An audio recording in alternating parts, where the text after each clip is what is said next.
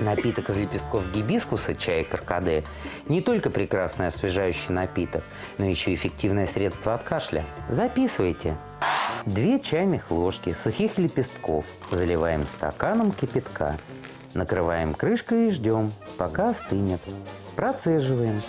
И теплым настоем полощем горло как можно чаще.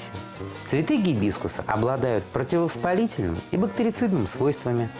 Поэтому боль в горле вскоре пройдет. Не кашляйте.